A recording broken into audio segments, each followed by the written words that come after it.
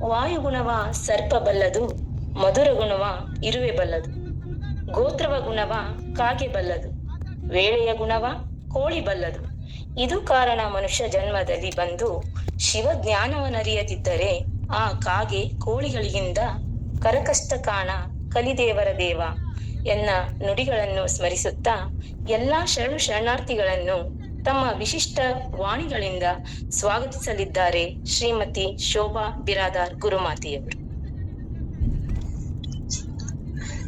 ಎಲ್ಲರಿಗೂ ಮುಸ್ಸಂಜೆಯ ಸಂಧ್ಯಾ ವಂದನೆಗಳು. ಪ್ರಥಮದಲ್ಲಿ ಬಸವಾದಿ ಪ್ರಮುಖರನ್ನು ಮನದಲ್ಲಿ ಸ್ಮರಿಸುತ್ತಾ ಶಿವಾನುಭವ ಮತ್ತು ಪರಿಸರಾನುಭವ ಗೋಷ್ಠಿ, ಸಾಹಿತ್ಯ ಮತ್ತು ಸಾಂಸ್ಕೃತಿಕ ಜಗಲಿ, ಕೇಂದ್ರ ಮಡಿಕೇಶ್ವರ್, ತಾಲೂಕ್ ಮುದ್ದೇಬಿಹಾಳ್ ಆನ್ಲೈನ್ ಉಪನ್ಯಾಸ ಗೋಷ್ಠಿ ಮಾಲಿಕೆ 72ರ ದಿವ್ಯ ಸಾನ್ನಿಧ್ಯವನ್ನು ವಹಿಸಿಕೊಂಡಿರುವ ಶ್ರೀಮನ್ ನಿರಂಜನ ಪ್ರಣವ ಸ್ವರೂಪಿಗಳಾದಂತಹ ಡಾಕ್ಟರ್ ಶ್ರೀ ಶ್ರೀ ಶ್ರೀ ಶಿವಕುಮಾರ್ ಮಹಾಸ್ವಾಮಿಗಳು ಮಡಿಕೇಶ್ವರ್ ಹಮ್ಮಿಕೊಂಡಿದ್ದು ಇದೊಂದು ಸಾಹಿತ್ಯ ಹಾಗೂ ಸಾಂಸ್ಕೃತಿಕ ಜಗಲಿ ಅಂತ ಒಂದು ಕಾರ್ಯಕ್ರಮವನ್ನು ಹಮ್ಮಿಕೊಂಡಿದ್ದು, ಈ ಒಂದು ವಿಶಿಷ್ಟ ಹಾಗೂ ವಿಶೇಷ ಬತ್ತಿ ಹಿಂಡಿದಡೆ ಭಕ್ತಿಯ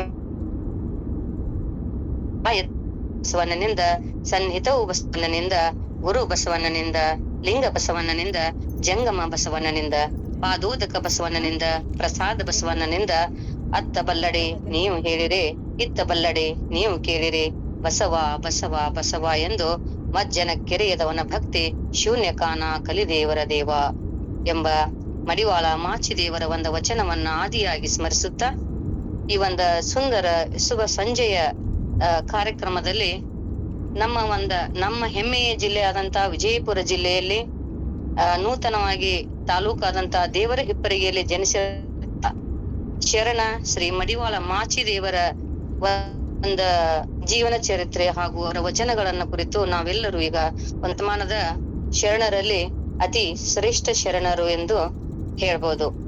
ಹಾಗೂ ಶರಣರಲ್ಲಿ ಅತಿ ಶ್ರೇಷ್ಠರು, ವಿಚಾರವಂತರು, 12ನೇ ಶತಮಾನ ಅದುವೇ ಸುವರ್ಣ ಕಾಲ, ಕಾಯಕವೇ ಕೈಲಾಸ ಎಂದು ಸಾರಿದ ಕಾಲ 12ನೇ ಶತಮಾನ ಸುವರ್ಣ ಕಾಲ. ಶರಣರೆಂದರೆ ಯಾವತ್ತು ಬೀಗಿ ನಡೆದದ್ದು ಉದಾಹರಣೆಗಳೆಲ್ಲ 12ನೇ ಶತಮಾನದ ಸರ್ವ ಶರಣೆಯರು ಯಾವಾಗಲೂ ಬಾಗಿ ನಡೆದಿದ್ದಾರೆ ಹೊರತು ಅವರು ಬೀಗಿ ನಡೆದಿದ್ದು ಇತಿಹಾಸದಲ್ಲಿ ಇಲ್ಲ.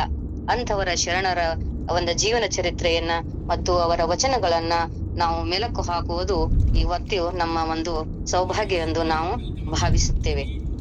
ಮಡಿವಾಳ ಮಾಚಿದೇವರು ಏಕೆ ಅವರು ಈ ಮಡಿವಾಳ ಅಂತಂದ್ರ ಬಟ್ಟೆಯನ್ನ ಮಡಿ ಮಾಡತಕ್ಕಂತ ಒಂದು ಕಾಯಕ. ಶರಣರ ಮಡಿ ಬಟ್ಟೆಗಳನ್ನ ಶುಚಿಗೊಳಿಸುವ ಒಂದು ಕೆಲಸಕ್ಕಾಗಿ ಅವರು ಭೂಲೋಕದಲ್ಲಿ ಜನಿಸಿದು ಒಂದು ಪ್ರಕ್ರಿಯೆ ಅಥವಾ ಒಂದು ಅವರು ಸನ್ನಿವೇಶ. ಮಡಿವಾಳ ಮಾಚಿದೇವರ ಒಂದು ಜೀವನ ಚರಿತ್ರೆ ಸಂಪೂರ್ಣವಾಗಿ ಗೊತ್ತಿರುತ್ತೆ ಅನ್ನೋದು ನನ್ನ ಅನಿಸಿಕೆ. ಒಂದು ಸಲ ದಕ್ಷ ಬ್ರಹ್ಮನು ನೀರೀಶ್ವರ ಯಾಗವನ್ನ ಕೈಗೊಂಡಿರ್ತಾರೆ. ಆ ನೀರೀಶ್ವರ ಯಾಗಕ್ಕೆ ಅವರು ಶಿವನ ಮತ್ತು ದಾಕ್ಷಾಯಿನಿಯನ್ನ ಅವರು ಆಹ್ವಾನಿಸಿರ್ಲಿಲ್ಲ. ದಾಕ್ಷಾಯಿನಿ ದಕ್ಷ ಬ್ರಹ್ಮನ ಮಗಳು. ಯಾಕಂತಂದ್ರೆ ಶಿವನ ಕಂಡ್ರೆ ದಕ್ಷ ಬ್ರಹ್ಮನಿಗೆ ಆಗ್ತಾ ಇರ್ಲಿಲ್ಲ, ಅವನನ್ನ ದ್ವೇಷಿಸ್ತಾ ಇದ್ರು. ಯಾಕಂತಂದ್ರೆ ಒಂದು ರೀತಿ ಸ್ಮಶಾನದಲ್ಲಿರ್ತಕ್ಕಂತ ವ್ಯಕ್ತಿ, ಅವನ ವೇಷಭೂಷಣ, ಅವನ ವಿಚಾರಗಳು ಯಾವೂ ಕೂಡ ದಕ್ಷ ಬ್ರಹ್ಮನಿಗೆ ಇಷ್ಟವಿರ್ಲಿಲ್ಲ. ಹಾಗಾಗಿ ಮಗಳನ್ನ ಅವ ಕೊಡೋದು ಇಷ್ಟ ಇರ್ಲಿಲ್ಲ. ಆದ್ರೂ ಕೂಡ ಶಿವನನ್ನ ವರಿಸಿ ದಾಕ್ಷಾಯಿನಿ ಹೋದಾಗ ಬಹಳ ಸಿಟ್ಟಿನಿಂದ ಇದ್ದಂತ ದಕ್ಷ ಅವರನ್ನ ದಂಪತಿಗಳಿಬ್ಬರನ್ನು ಕೂಡ ಅವರು ಯಾಗಕ್ಕೆ ಏನ್ ಮಾಡಿರ್ಲಿಲ್ಲ, ಆಹ್ವಾನ ನೀಡಿರ್ಲಿಲ್ಲ. ಆದ್ರೂ ಕೂಡ ಇದರ ಒಂದು ಸುದ್ದಿಯನ್ನ ತಿಳಿದಂತ ದಾಕ್ಷಾಯಿನಿಯು ಆ ಯಾಗಶಾಲೆಗೆ ಪ್ರವೇಶ ಮಾಡ್ತಾರೆ. ಯಾಗಶಾಲೆಗೆ ಪ್ರವೇಶ ಮಾಡಿದಾಗ ದಕ್ಷ ಬ್ರಹ್ಮನಿಗೆ ತುಂಬಾ ಸಿಟ್ಟು ಬಂದು ದಾಕ್ಷಾಯಿನಿಯನ್ನ ಖಂಡಿಸುವ ಬದಲು ಅವರ ಪತಿಯಾದಂತ ಶಿವನನ್ನ ಖಂಡಿಸ್ತಾರೆ. ಯಾವ ರೀತಿ ಖಂಡಿಸ್ತಾರಂತಂದ್ರೆ, ದಾಕ್ಷಾಯಿನಿ ಕೋಪಗೊಂಡು ತನ್ನ ಜೀವವನ್ನೇ ಕಳೆದುಕೊಳ್ಳುವಂತಹ ಒಂದು ಪರಿಸ್ಥಿತಿ ಬರುತ್ತೆ. ಯಾಕಂತಂದ್ರೆ ನನ್ನ ಗಂಡನಿಗೆ ಅವಮಾನ ಮಾಡಿದ ಮೇಲೆ ನಾನಿನ್ನು ಬದುಕಲಾರೆ ಎಂದು ಆ ಯಜ್ಞ ಕುಂಡದಲ್ಲಿ ಹಾರಿ ಪ್ರಾಣ ಬಿಡ್ತಾಳೆ ದಾಕ್ಷಾಯಿನಿ. ಆಗ ಈ ಒಂದು ವಿಚಾರವನ್ನ ತಿಳಿದಂತ ಪರಶಿವನಿಗೆ ಭಯಂಕರ ಸಿಟ್ಟು ಬಂದು ಆಗ ಏನ್ ಮಾಡ್ತಾರಂತಂದ್ರ ಈ ದಕ್ಷ ಬ್ರಹ್ಮನ ನಿರೀಶ್ವರ ಯಾಗವನ್ನ ನಾಶನಗೊಳಿಸ್ಬೇಕು ಅನ್ನೋ ಒಂದು ಉದ್ದೇಶವನ್ನ ಸಿಟ್ಟಿನಿಂದ ಏನ್ ಮಾಡ್ತಾರಂತಂದ್ರ ಇವರನ್ನ ಯಾರಂತಂದ್ರ ಈಗ ಮಡಿವಾಳ ಮಾಚಿದೇವರ ಮೊದಲನೇ ಅವತಾರ ಆಗಿರ್ತಕ್ಕಂತ ವೀರಭದ್ರ. ಮೊದಲು ಇವರು ವೀರಭದ್ರ ಅವತಾರದಲ್ಲಿ ಇದ್ರು ಅಂತಕ್ಕಂತ ಪ್ರತೀತಿಗಳಿವೆ, ಉಲ್ಲೇಖಗಳಿವೆ.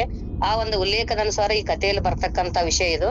ಆಗ ವೀರಭದ್ರನನ್ನ ಕಳಿಸ್ತಾರೆ. ಯಾರು? ಪರಶಿವ. ಪರಶಿವನ ಪರಮ ಭಕ್ತ ವೀರಭದ್ರ. ಪರಶಿವನ ಪರಮ ಭಕ್ತ ವೀರಭದ್ರ ಏನ್ ಮಾಡ್ತಾರಂತಂದ್ರ ಅಲ್ಲಿ ಕಳಿಸಿದಾಗ ಅವ ಸೀದಾ ಹೋಗಿ ಏನ್ ಮಾಡ್ತಾರಂತಂದ್ರ ಶಿವನ ಆಜ್ಞೆ ಅಂದ್ರೆ ಅವನಿಗೆ ವೇದ ವಾಕ್ಯ ಇದ್ದಂಗ. ಹಾಗಾಗಿ ಅತ್ಯಂತ ಸಿಟ್ಟಿನಿಂದ ಕೋಪದಿಂದ ಹೋದಂತ ವೀರಭದ್ರ ಏನ್ ಮಾಡ್ತಾನಂತಂದ್ರ ದಕ್ಷನ ತಲೆಯನ್ನೇ ಕತ್ತರಿಸಿ ಯಜ್ಞ ಕುಂಡಕ್ಕೆ ಆಹುತಿಯನ್ನ ನೀಡ್ಬಿಡ್ತಾರೆ. ದಕ್ಷನ ತಲೆಯನ್ನ ಕತ್ತರಿಸಿ ಯಜ್ಞ ಕುಂಡಕ್ಕೆ ಹಾಕಿ ಅತ್ಯಂತ ಖುಷಿದಿಂದ, ಅಂದ್ರೆ ಶಿವನ ಆಜ್ಞೆಯನ್ನ ನಾನು ಪಾಲಿಸಿದೆ ಅಂತ ಹೇಳಿ ಖುಷಿದಿಂದ ಏನ್ ಮಾಡ್ತಾರಂತಂದ್ರೆ ಅಲ್ಲಿಗೆ ವೀರಭದ್ರ ಮತ್ತೆ ಏನ್ ಮಾಡ್ತಾರಂದ್ರ ಕೈಲಾಸಕ್ಕೆ ಬರ್ತಾರೆ. ಈ ಒಂದ ಸಂತೋಷವನ್ನ ನಾನು ಶಿವನ ಹತ್ರ ಹಂಚ್ಕೋಬೇಕು. ನನ್ನ ಅವರ ಆರಾಧ್ಯ ದೈವ ಮಾಚಿ ದೇವರ ಒಂದು ಆರಾಧ್ಯ, ವೀರಭದ್ರನ ಒಂದು ಆರಾಧ್ಯ ದೈವ ಯಾರಂತಂದ್ರೆ ಶಿವ, ಪರಮಶಿವ. ಪರಮಾತ್ಮನ ಹತ್ತಿರ ನನ್ನ ಒಂದ ವಿಜಯೋತ್ಸವವನ್ನ ಹಂಚಿಕೊಳ್ಬೇಕು ಅಂತ ಹೇಳಿ ಮಾಡ್ತಾರ.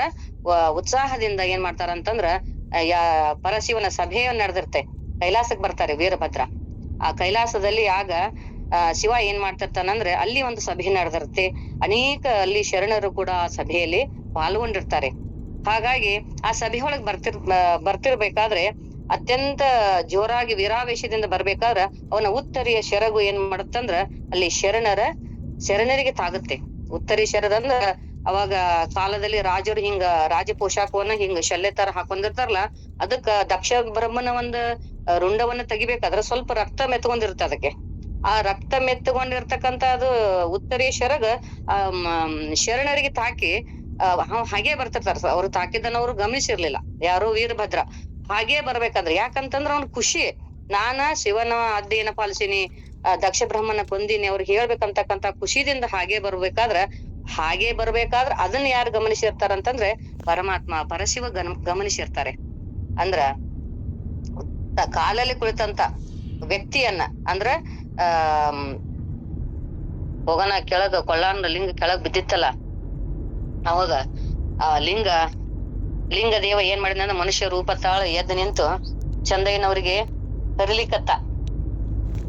ಚಂದಯ್ಯ